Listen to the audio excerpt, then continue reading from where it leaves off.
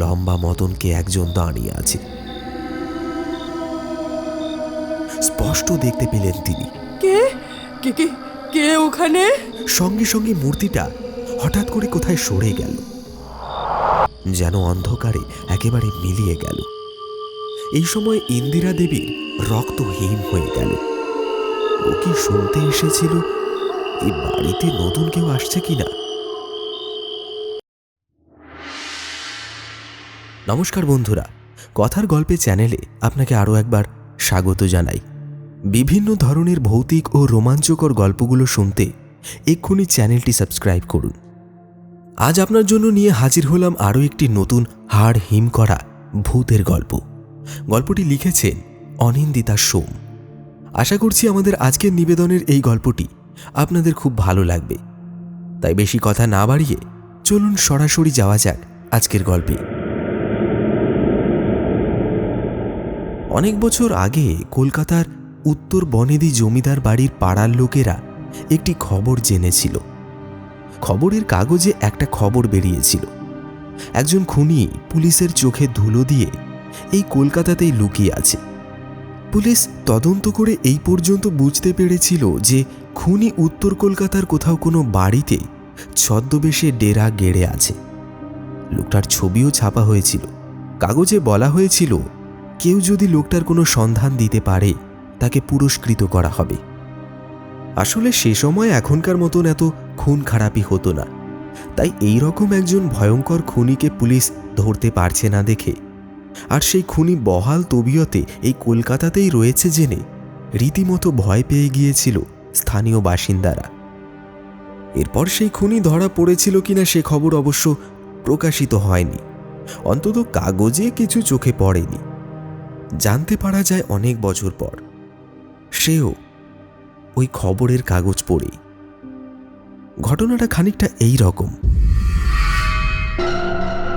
কলুটোলা স্ট্রিটের দ্বিতীয় সরণির একটু ভেতরেই একটা 2 রুমড ফ্ল্যাট দেখে পছন্দ করেন ইন্দিরা গুহ ঠাকুর।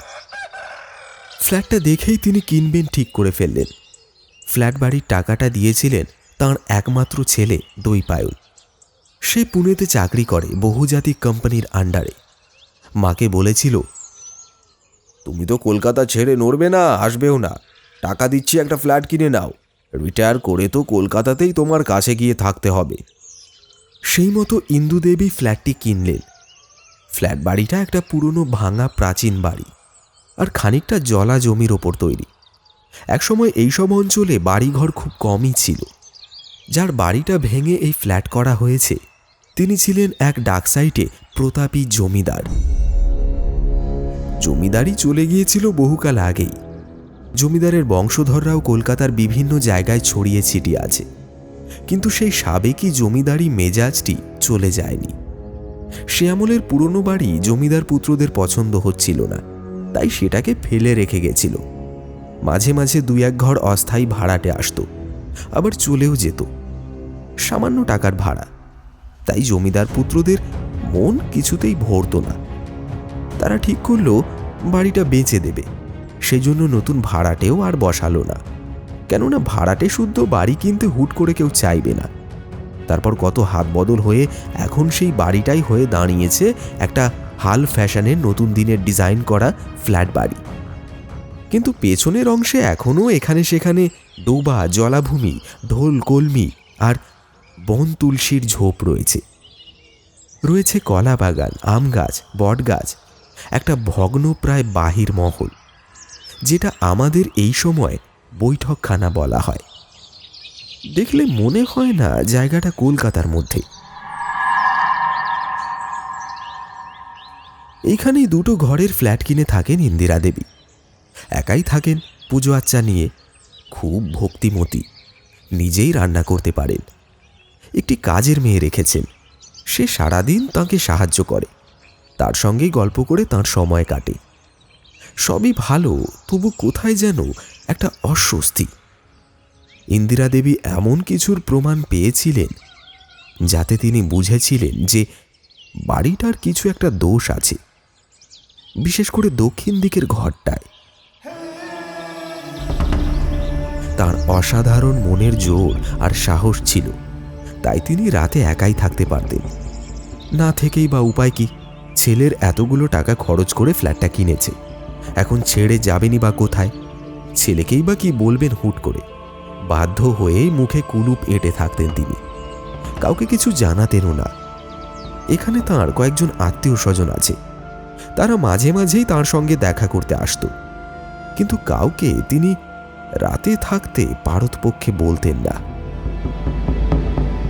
তাঁর একা থাকা নিয়ে আত্মীয়রা চিন্তা করলেও তিনি হেসেই বলতেন তিনি ভালো আছেন। তাছাড়া ভগবান যা করবেন তাই হবে, অনর্থক ভাবনা ভেবে লাভ কি? এতখানি ভগবানের ওপর বিশ্বাস দেখে আত্মীয়রাও তেমন একটা কিছু বলতো না, শুধু জানিয়ে যেত অসুখ বিসুখ করলে যেন তিনি সঙ্গে সঙ্গে তাদের খবর দেন। তাই ইন্দু দেবী একটা বুদ্ধিমতির কাজ করেছিলেন। পুরাতন একটা টেলিফোন নিয়েছিলেন, ক্যালকাটা টেলিফোন থেকে লাইন নিলেন, আর সেটা রেখেছিলেন মাথার একেবারে কাছে একটা টুলের ওপর। মনে মনে অবশ্য জানতেন অসুখ বিসুখ ছাড়া আর যে ভয়টা তিনি নিঃশব্দে হজম করে যান, তার প্রতিকার টেলিফোন করে লোক ডেকে হয় না। টেলিফোন নেবার কিছুদিন পরেই একটা ঘটনা ঘটল। মাঝে মাঝেই তিনি দুই একজনকে ফোন করেন, কিন্তু তাকে বড় একটা কেউ ফোন করে না। হঠাৎ সেদিন গভীর নিশুতি রাতে টেলিফোনটা বাজার ঝনঝন শব্দে তার ঘুমটা ভেঙে গেল। আরে, এত রাতে কে ফোন করছে? নিশ্চয়ই রং নাম্বার। তিনি মশারির মধ্যে থেকে হাতটা বাড়াতে যাচ্ছেন, এমন সময় হঠাৎ মশারির বাইরে থেকে একটা কালো লোমশ হাত রিসিভারটা তুলে তাঁর দিকে এগিয়ে দিল। হ্যাঁ, অন্ধকারের ভেতর তিনি শুধুমাত্র একটা হাত দেখতে পেলেন। ব্যাপারটা দেখেই তিনি আতঙ্কে চমকে উঠলেন। তারপর মুহূর্তেই নিজেকে সামলে নিয়ে শান্ত গলায় বললেন, এই যে, কে তুমি? তবে উত্তর কিছুই পাওয়া গেল না। ও প্রান্তের সেই অদৃশ্য কেউ তখনও নিরুত্তর।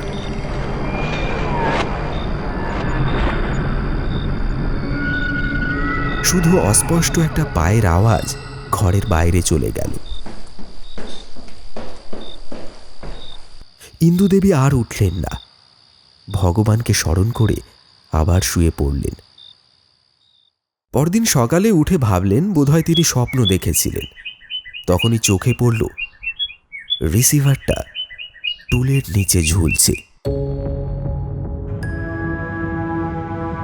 বিন্দু বিন্দু ঘাম ফুটে উঠল তাঁর মুখে। তারপরই তিনি নিজেকে শক্ত করে নিলেন। সংসারের সব কাজ তিনি রোজকার মতন করলেন, কাউকে রাতের ঘটনা বলি কিছুই বললেন না। বললেই রটে যাবে ফ্ল্যাটটা ভুতুড়ে, আর সে কথা ছেলের কানে গেলে তারা আর আসবে না। একটা কথা ভেবে তার ভয় হলো। এখানে এসে পর্যন্ত তিনি বুঝতে পারছিলেন দক্ষিণ দিকের ঘরটায় কিছু একটা আছে, তবে এই ঘরটা তিনি ব্যবহার করেন না। কিন্তু গত রাতের ঘটনায় তিনি বুঝতে পারলেন যে সে এই ঘরেও আসতে শুরু করেছে। তাহলে তিনি এখানে থাকবেন কি করে? তারপরই তার মনে হলো লোকটা কিন্তু তার ক্ষতি করার চেষ্টা করেনি। কে তুমি, কি চাই, এই প্রশ্ন করতেই সে রিসিভার ফেলে রেখে চলে গেছিল। কেনই বা এসেছিল, কেনই বা চলে গেছিল, তার উত্তর খুঁজে পাওয়া যায়নি এখনো। আরও একটা উত্তর খুঁজে পাওয়া যায়নি, অত রাতে কে তাকে ফোন করেছিল? সত্যি কি রং নাম্বার ছিল? যাই হোক, ওদিনের পর থেকে আর সে এ ঘরে ঢোকেনি। কিন্তু গোলমাল বাঁধল একদিন কাজের মেয়েটাকে নিয়ে। তিনি সিদ্ধান্ত নিয়েছিলেন কাজের মেয়েটাকে রাতে তাঁর কাছে থাকতে বলবেন, তার জন্য কিছু বেশি মাইনেও দেবেন। মেয়েটা রাজিও হয়েছিল, কিন্তু এর মধ্যে আরও একটা ঘটনা ঘটল। সেদিন সন্ধেবেলা পেরিয়েই হঠাৎ আলোগুলো গেল নিভে। ইন্দিরা দেবী বুঝলেন লোডশেডিং হয়েছে। এ তো রোজকার ব্যাপার, কিন্তু হঠাৎই কাজের মেয়েটা ভয়ে কাঁপতে কাঁপতে ছুটে এলো তার কাছে। মুখ দিয়ে তার কথা সরছে না। ইন্দু দেবী জিজ্ঞেস করলেন, কি রে শ্যামলী, কি হয়েছে? একটা লোক দেখি। লোক? কোথায় লোক? শ্যামলী আঙুল দিয়ে ওদিকের ঘরটা দেখিয়ে দিল। ওই দিকে, অর্থাৎ দক্ষিণ কোণার ঘরটার দিকে। তারপর কোনো রকমে বলল, ওই ঘরটায় যখন ও ঝাড় দিতে ঢুকেছিল তখনই লোডশেডিংটা হল, আর তখনই সে স্পষ্ট দেখেছে একটা লম্বা মতন লোক ঘরের ভেতরে এক প্রান্তে কোমরে হাত দিয়ে দাঁড়িয়ে আছে।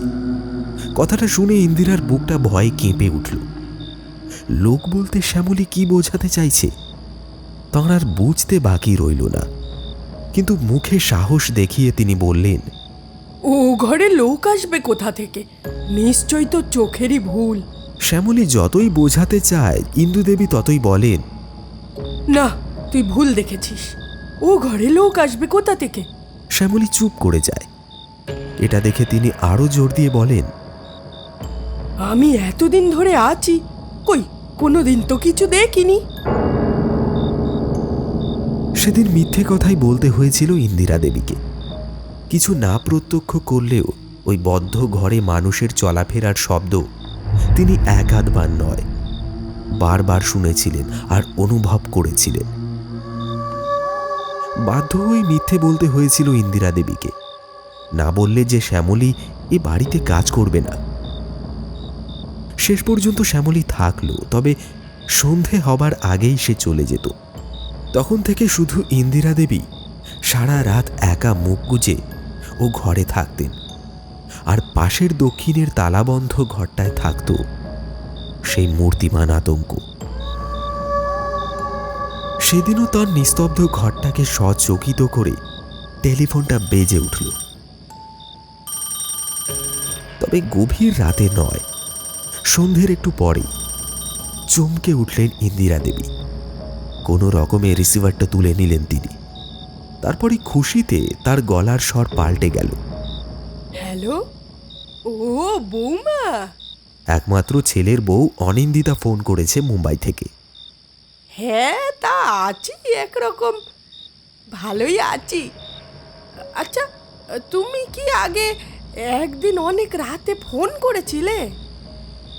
ও ও করনি, তাহলে মনে হয় রং নাম্বার। হ্যাঁ, অনেক রাতে একবার ফোন বেজেছিল আমার ঘরে, ধরতে পারিনি, কেটে গিয়েছিল। তুমি আসছো কলকাতায় পরশুদিন? খুব খুশি হলাম শুনে। ও, মাত্র এক রাতের জন্য? তোমার বন্ধুর বিয়েতে থাকতে পারবে না দুদিন? আর কি করা যাবে, বেশ তাই এসো। বৌমার সঙ্গে কথাবার্তা শেষ করে ইন্দু দেবী রিসিভারটা রেখে দিলেন। তারপর মুখ তুলতে ভীষণ চমকে উঠলেন। ঘরের বাইরে জানালার গড়াত ধরে লম্বা মতন কে একজন দাঁড়িয়ে আছে। স্পষ্ট দেখতে পেলেন তিনি। কে কে কে কে ওখানে? সঙ্গে সঙ্গে মূর্তিটা হঠাৎ করে কোথায় সরে গেল, যেন অন্ধকারে একেবারে মিলিয়ে গেল। এই সময় ইন্দিরা দেবীর রক্ত হিম হয়ে গেল। ও কি শুনতে এসেছিল এই বাড়িতে নতুন কেউ আসছে কিনা? ইন্দু দেবীর ছেলের বউ অনিন্দিতা মুম্বাইয়ে একটা বিখ্যাত ইংরেজি কাগজের অফিসে সাংবাদিকের কাজ করে। কলকাতায় তার এক বন্ধুর বিয়েতে এসেছে সে। রাতটুকু শুধু শাশুড়ির কাছে স্টে করে পরের দিন সকালের ফ্লাইটে মুম্বাই ফিরে যাবে। নিজের লোককে কাছে পাবার আনন্দে ইন্দু দেবী মনে মনে ভীষণ খুশি, কিন্তু সেই সঙ্গেই কাজ করতে লাগলো একটা অজানা ভয় আর আশঙ্কা। যাকে এ বাড়িতে প্রায়ই দেখা যায়, বৌমাও তাকে দেখে ফেলবে না তো? এই রকম একটা দুশ্চিন্তা তাকে চিন্তাগ্রস্ত করে তুলল।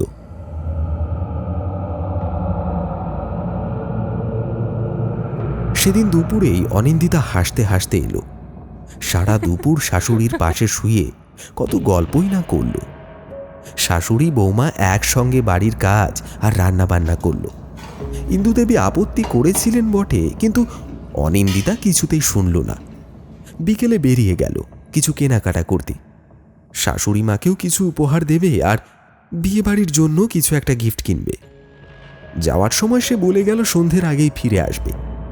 ঠিক সন্ধেবেলাতেই ফিরল অনিন্দিতা। ট্যাক্সি থেকে নেমে রাস্তার পাশের ফুটপাত পেরিয়ে কয়েক ধাপ সিঁড়ি দিয়ে প্রবেশ করার দরজা, তারপরেই বাড়িতে ঢোকার প্রধান দরজা। কলিং বেলটা টিপতেই যাচ্ছিলেন, কিন্তু দরকার হলো না। শ্যামলী দরজা খুলে বেরিয়ে যাচ্ছিল তাড়াতাড়ি। বৌদিকে দেখে একটু হাসল। অনিন্দিতা বলল, কাজ হয়ে গেল? হ্যাঁ গা বৌদি। বাড়ি যাচ্ছ? আগে হ্যাঁ। এরপর অনিন্দিতা ভেতরে ঢুকে দরজাটা বন্ধ করে দিল। এবার একটু প্যাসেজ পড়বে। প্যাসেজটা একেবারে অন্ধকার। অনিন্দিতা এগিয়ে যাচ্ছিল, হঠাৎ তার মনে হলো সে যেন আর এগোতে পারছে না। কিসের যেন একটা বাধা পাচ্ছে।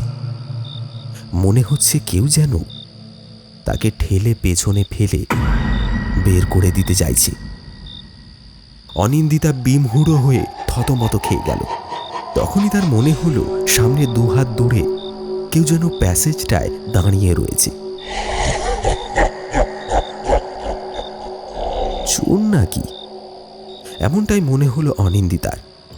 অনিন্দিতা মুম্বাইয়ে খবরের কাগজের অফিসে চাকরি করা মেয়ে। সংবাদ সংগ্রহের জন্য নানান জায়গায় ছুটতে হয় তাকে। বিভিন্ন এলাকায় টিভি কভারেজ এবং রাইড শো নিয়ে আসতে হয় বিভিন্ন লোকজনের কাছ থেকে। অত সহজে সে ভয় পায় না। কিছুটা কড়া ধমকের সুরে সে বলল, কে ওখানে? পরক্ষণেই মনে হলো কেউ যেন পথ ছেড়ে ক্রমে সরে গেল। পাছে মা ভয় পান, তাই এই ব্যাপারটা নিয়ে অনিন্দিতা তার নিজের তরফ থেকেই বেশি হইচই করল না। ঘরে ঢুকে শাশুড়িকে শুধু একটা কথাই বলল সে, আচ্ছা মা, প্যাসেজটায় আলোর ব্যবস্থা নেই? ইন্দিরা দেবী অবাক হয়ে বললেন, আছে বই কি, এই তো শ্যামলী গেল আলো জেলে। কিন্তু আমি তো ঢুকে দেখলাম প্যাসেজ অন্ধকার। হয়তো বাল্বটা কেটে গেছে গো বৌমা। আধ ঘন্টার মধ্যেই অনিন্দিতা নিজের সাজসজ্জা করে নিয়ে বিয়ে বাড়ি চলে গেল শাশুড়িকে বলে। রাত 10টায় যখন সে ফিরল, তখন সে লক্ষ্য করল প্যাসেজের দিব্যি আলো জ্বলছে। তাহলে কি আলোটি কাটেনি? ইলেকট্রিক লাইন বা সুইচ অফ অনের প্রবলেম? এসব চিন্তা করতে করতেই সে বাড়ির ভেতর প্রবেশ করল। এবার ঘুমোবার পালা। কাল সকালেই তাকে প্লেন ধরতে হবে। ইন্দিরা দেবী চেয়েছিলেন অনিন্দিতা যেন তার সঙ্গে শুলেই ভালো হয়। অনিন্দিতা অবশ্য ওনার সঙ্গে শুতে রাজি হলো না। বলল, ও মা, পাশের ঘরটা তো খালি পড়ে আছে, আমি ওখানেই শোবো। গোটা বিছানায় শুয়ে একটু হাত পা ছড়িয়ে খুব আরামে ঘুমাবো। আপনিও নিশ্চিন্তে ঘুমিয়ে পড়তে পারেন মা। ইন্দিরার মুখটা শুকিয়ে গেল। তিনি প্রমাদ গুনলেন ওই দক্ষিণ দিকের ঘর নিয়ে। তিনি অনেক করে বোঝালেন বৌমাকে। বললেন, ও ঘরটা তো ব্যবহার করি না গো, পরিষ্কারও করা নেই। কি দরকার একটা রাত না হয় আমার কাছেই শুলে তুমি। অনিন্দিতা ভাবল বোধহয় ও ঘরে বিছানা পাতা, বিছানা ঝাড়পোছ, মশারি টাঙানো এসবের হাঙ্গামার জন্যই শাশুড়ি ও ঘরে শুতে বারণ করছেন। তাই সে আবার বলল, আপনি কিচ্ছু ভাববেন না, আমি সব কিছু ঠিক করে নিচ্ছি। বলেই দক্ষিণ দিকের ঘরে গিয়ে ঝাড়পোছ করে নিয়ে বিছানাটা পেতে নিল। নিরুপায় ইন্দিরা দেবী আর কি করেন, শুধু বললেন, ভয় পেলে বৌমা আমায় ডেকো। অনিন্দিতা মৃদু হেসে বলল, কিসের ভয়? ভূতের? ভূত কথাটা যেন মুখ ফসকেই বেরিয়ে গেল তার। রাত্রি হয়েছে এখন, অতএব কি আর করা যায়। ইন্দিরা দেবী নিজেই বিচার করে বুদ্ধি দিয়ে এক ফাঁকে তার গলার রুদ্রাক্ষের মালাটা খুলে ফেললেন এবং অনিন্দিতার বালিশের নিচে রেখে দিয়ে এলেন। তারপর নিজের ঘরে বসেই মনে মনে প্রার্থনা করলেন, হে ঠাকুর, বৌমাকে রক্ষা করো।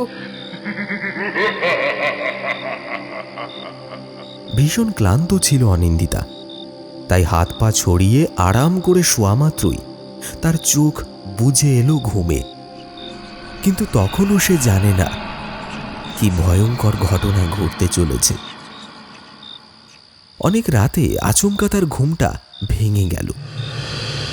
অসহ্য গরম বোধ করে তার নিঃশ্বাস যেন আটকে আসছে। মশারির মধ্য দিয়ে সে তাকিয়ে দেখল ঘরের পাখা চলছে না। লোডশেডিং কি? কলকাতায় বড্ড লোডশেডিং হয়। কিন্তু তখনই বাইরের জানালার দিকে চোখ পড়তেই সে দেখল রাস্তার আলোর স্তম্ভের আলোগুলো দিব্যি জ্বলছে। কেবল তাদের বাড়িতেই সমস্যা হয়েছে। তাহলে এখন তো ঘুমটা ভালোভাবে আর হবেও না। এসব কথা ভাবতে ভাবতে হঠাৎই তার ভেতরকার ষষ্ঠ ইন্দ্রিয় জানান দিল ঘরের মধ্যে আরও কেউ রয়েছে। চমকে তাকাতেই সে দেখল তার বিছানা থেকে বাঁদিকে মাত্র হাত চারেক দূরে লম্বা মতন একটা লোক কোমরে হাত দিয়ে তার দিকে ভয়ঙ্কর দৃষ্টিতে তাকিয়ে আছে। লোকটির পরনে একটা ফতুয়া আর ধুতি। তার চোখ মুখ কেমন যেন অস্বাভাবিক রকমে ফুলে উঠেছে। অনিন্দিতা দ্রুত মনে করল এই রকমই আবছা অন্ধকারে একটা চেহারা সে প্যাসেজটার মধ্যে দেখেছিল সন্ধেবেলায়। হ্যাঁ, তাই তো। অবশ্য তখন সে মুখটা দেখতে পায়নি। ধড়মড় করে বিছানায় উঠে বসতে গেল অনিন্দিতা, কিন্তু পারল না। মনে হলো তার সমস্ত শরীর যেন অবশ হয়ে গেছে মুহূর্তে। হাত পা বিষম অনিয়ন্ত্রণভাবে যেন চলতেই চাইছে না। কি করবে ভাবছে, এমন সময় সে দেখল সেই লোকটা এক পা করে তার দিকে এগিয়ে আসছে। অনিন্দিতা মনের সমস্ত শক্তি সঞ্চয় করে একটা চিৎকার করতে গেল, কিন্তু পারল না।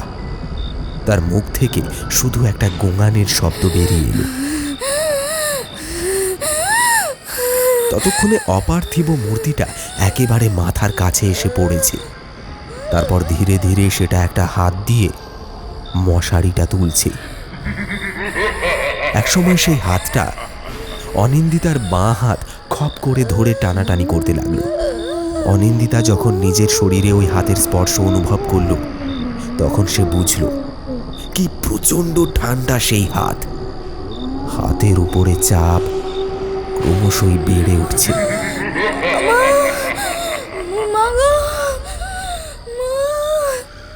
কেবলমাত্র এই শব্দটাই অনিন্দিতার মুখ থেকে ছিটকে বেরিয়ে এল। একটা ভয়, আতঙ্ক আর চরম বিস্ময়ে অনিন্দিতা ধীরে ধীরে অজ্ঞান হয়ে গেল। এরপর তার আর কিছু মনে নেই। পরদিন অনেক বেলায় শাশুড়ির ডাকাডাকিতে ঘুম ভাঙল অনিন্দিতার। বৌমা, আরে ও বৌমা, আরে ওঠো গো, বেলা তো অনেক হলো। প্রথমটায় মনে হয়েছিল রাত্রে বুঝি সে কোনো দুঃস্বপ্ন দেখেছে, কিন্তু নিজের হাতের দিকে একবার তাকাতে স্তম্ভিত হয়ে গেল সে। হাত মুচড়ে ধরার দাগটা তখনও লাল হয়ে স্পষ্ট হয়ে আছে। মাথার দিকের মশারিটাও তো খানিকটা তখনও উঁচু হয়ে আছে। তাহলে এ সবই নিজের দ্বারা প্রত্যক্ষ করেছে সে। রাত্রিটাও যেমন সত্যি, ঠিক তেমনই ওই ভীষণ চেহারার আগন্তুকের প্রেত এবং তার উপস্থিতিও সত্যি। অনিন্দিতা ইন্দু দেবীকে উদ্দেশ্য করে বলল, আপনি এখানে একা থাকবেন না, আমার সঙ্গে চলুন মা। হুট করে কি এখানের পাট চুকিয়ে যাওয়া যায় গো? আচ্ছা বেশ মা, তবে আমি এখন যাই। খুব তাড়াতাড়ি আপনার ছেলেকে নিয়ে আমি আসছি, তারপর একসঙ্গে বসে আলোচনা করা যাবে। এই কদিন একটু সাবধানে থাকবেন, আমাদের খুব উচিত সিদ্ধান্ত নিতে হবে মা।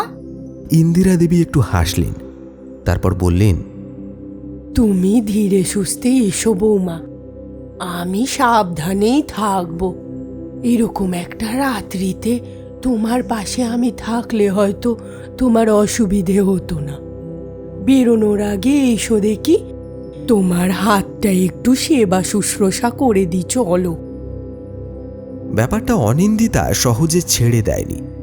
এই বাড়িতে এক রাত থাকার পর সেই ভয়ঙ্কর অভিজ্ঞতা কাগজে লিখল সে। তারপর কলকাতায় ফিরে এসে পুরনো আর্কাইভ, কাগজপত্র, সংবাদপত্র এসব ঘেঁটে যে তথ্যটা বের করেছিল সে, তা হচ্ছে সেই দীর্ঘদেহী খুনিটা পুলিশের চোখে ধুলো দিয়ে এই বাড়িতেই লুকিয়েছিল দলবল নিয়ে। সাহস করে আশেপাশের কেউ পুলিশকে খবর দিতে পারেনি, কিন্তু জমিদার পুত্রদের একজন বাড়িটা খালি করার জন্য একদিন লেঠেল পাঠিয়ে তাকে খুন করে।